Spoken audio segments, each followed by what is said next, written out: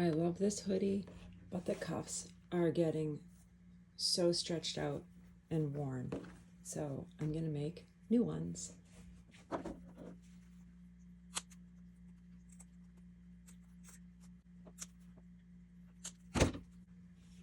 I cut out a piece about 8 inches by 12 inches. And you want to have the most stretch going across the short way. So if you can see lines on your fabric, the lines will be going up and down the tall way. So first I'm going to fold it in half that way. I'm just going to mark the middle.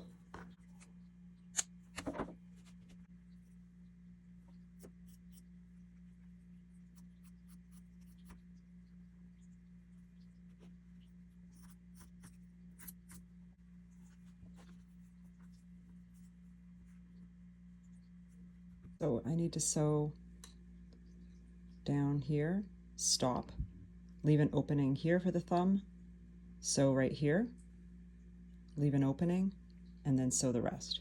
Use a pretty big seam allowance, around 1/2 inch is nice. Back stitch.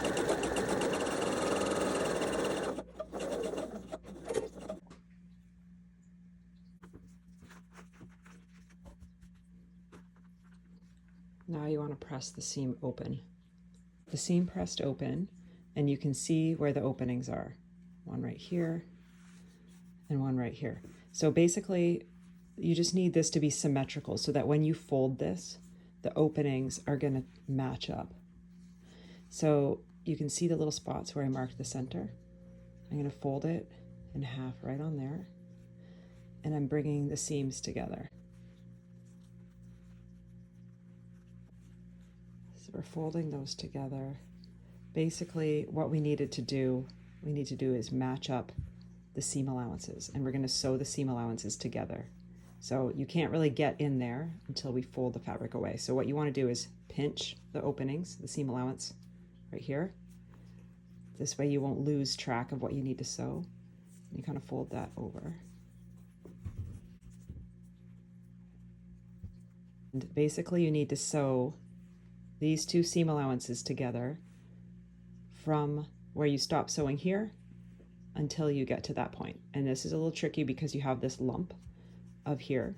There's the lump of the rest of the cuff. And so because of that, we're going to use a zipper foot, which I also call a lump hugging foot. And that's why, because it hugs lumps.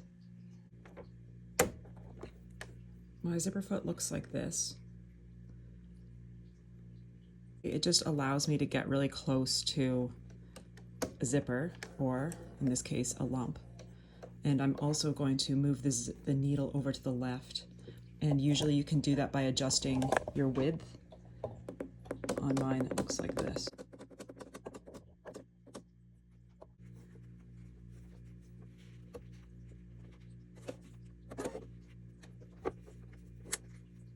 You can kind of pull and tug on the rest of the stuff to get out of the way, but just make sure that you still have your two seam allowance pieces, and you want those to be mostly lined up, and keep your seam allowance the same as what it was when you did the original seam. So mine might be a little smaller for this, but that's okay.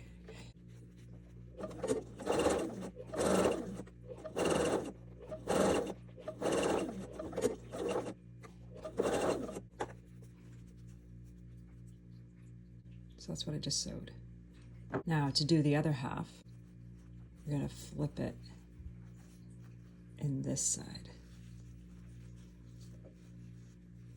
So now you have these two to sew together. I know it's extremely confusing looking. If you're not sure what needs to go together, you can always go back to with your two seam allowances touching. You want the seam allowances open and lined up together like that. So then it will bring you back to this shape. And in here, I already sewed it, so now we're on this side. And you can kind of fold things out of the way and tug it out of the way. And that's where I need to sew.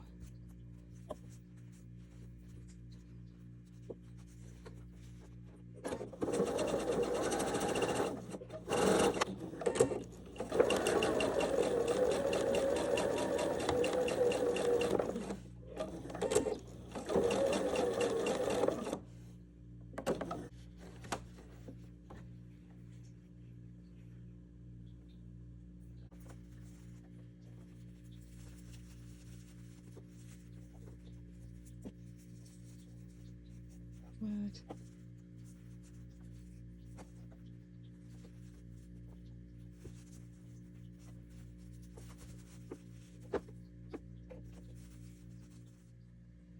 Pumpkin? I'm gonna need my sweater. Pumpkin?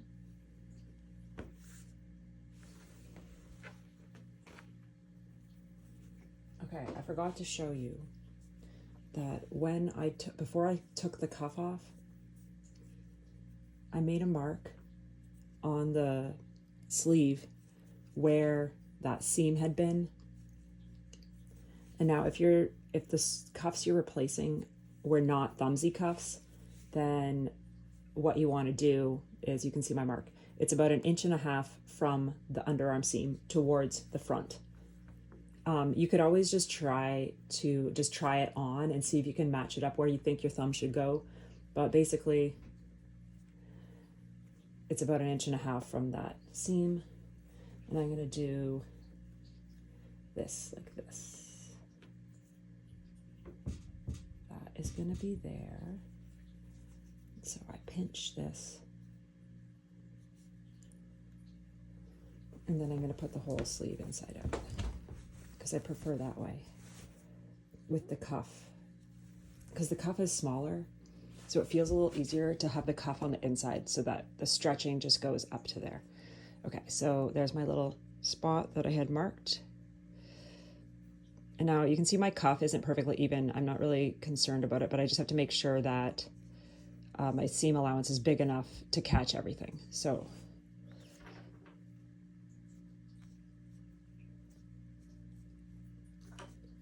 I'm just going to put one, and you can see there's the center, there's the other center, so that one should go with that. Okay, I'll do 2.